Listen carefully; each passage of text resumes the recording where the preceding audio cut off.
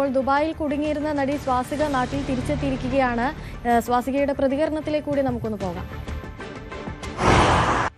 It's not like heavy panicky situation is not there, but still we are from India, no?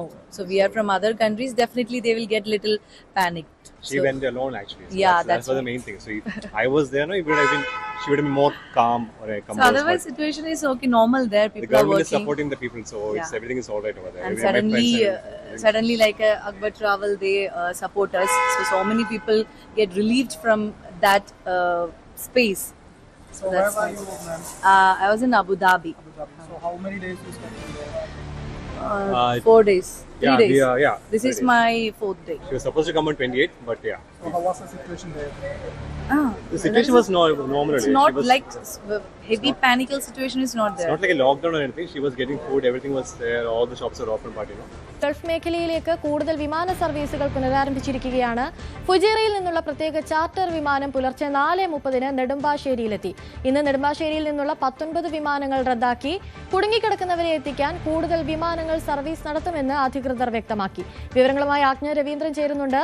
ആജ്ഞ, മലയാളികൾക്ക് ഒരു വലിയ ആശ്വാസം എന്ന് തന്നെ പറയാം. ഗൾഫ് മേഖലയിൽ കുടുങ്ങിക്കിടന്നിരുന്ന നിരവധി മലയാളികളുണ്ട്.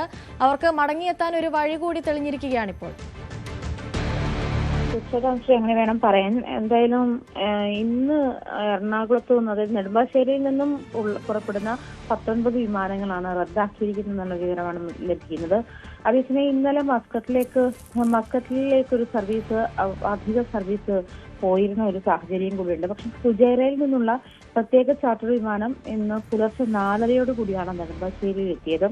യാത്രക്കാർക്ക് ഈ നമ്മൾ നടി സ്വാസിക, അതുപോലെ ഇത് അക്ബർ ട്രാവൽസിന്റെ റീജിയണൽ മാനേജർ തുടങ്ങിയ ആൾക്കാരൊക്കെ ഈ അതായത് ഫുജൈറയിൽ നിന്നും വന്നിട്ടുള്ള പ്രത്യേക ചാർട്ടർ വിമാനത്തിൽ ഉണ്ടായിരുന്നു.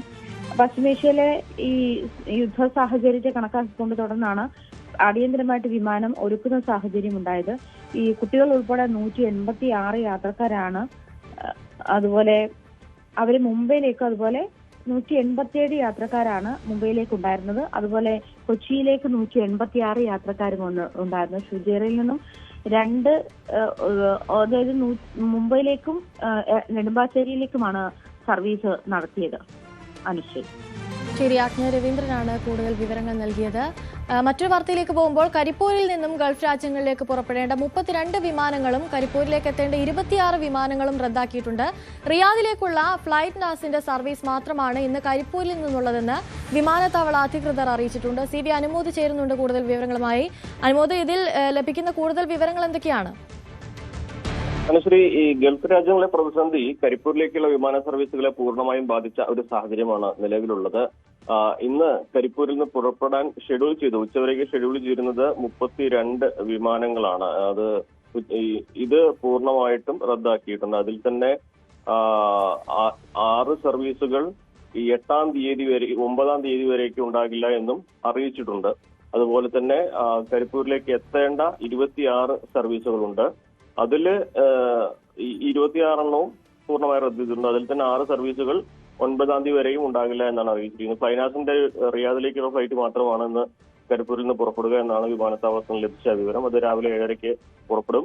മറ്റു വിമാനങ്ങളൊന്നും തന്നെ സർവീസ് നടത്തുന്നില്ല. വലിയ പ്രതിസന്ധിയാണ് ഇത് സംബന്ധിച്ച് നിലനിൽക്കുന്നത്. കാരണം സുരക്ഷയെ മുൻനിർത്തിയാണെങ്കിൽ പോലും ഈ വിമാനങ്ങൾ റദ്ദാക്കുന്നത് മലബാറിലെ പ്രവാസികളെ സംബന്ധിച്ച് നാട്ടിലേക്ക് എത്തുവാനും അതുപോലെ തിരിച്ച് ജോലിയിലേക്ക് പ്രവേശിക്കാനും ഒക്കെ വലിയ ബുദ്ധിമുട്ടുണ്ടാക്കുന്ന ഒരു സാഹചര്യമാണ് നിലവിലുള്ളത്. മാത്രമല്ല, വിമാനത്താവളത്തിൽ കേന്ദ്രീകരിച്ച് ജീവനം നടത്തുന്ന ടാക്സി ജീവനക്കാരും മറ്റു മേഖലയിലുള്ളവരൊക്കെ തന്നെ ഈ വിമാനങ്ങൾ കൂട്ടത്തോടെ റദ്ദാക്കിയതിനെ തുടർന്ന് വലിയ പ്രതിസന്ധിയാണ് നേരിടുന്നത്. എന്നാൽ പക്ഷേ യാത്രക്കാരുടെ സുരക്ഷയാണ് പ്രധാനം എന്ന ഒരു തീരുമാനം തന്നെയാണ് ഈ വിമാനങ്ങൾ റദ്ദാക്കുന്നതിനുള്ള. എന്താണെങ്കിലും ഈ വിമാനങ്ങൾ എപ്പോൾ സർവീസ് പുനരാരംഭിക്കുമെന്നതിനെ സംബന്ധിച്ച് വിമാനത്താവള ഈ വിമാന കമ്പനി അധികൃതരുമായിട്ട് ബന്ധപ്പെടണം എന്നാണ് കരിപ്പൂർ വിമാനത്താവള അധികൃതർ യാത്രക്കാർക്ക് നൽകുന്ന നിർദ്ദേശം. ശരി, CB അനുമോദാണ് കൂടുതൽ വിവരങ്ങൾ നൽകിയത്.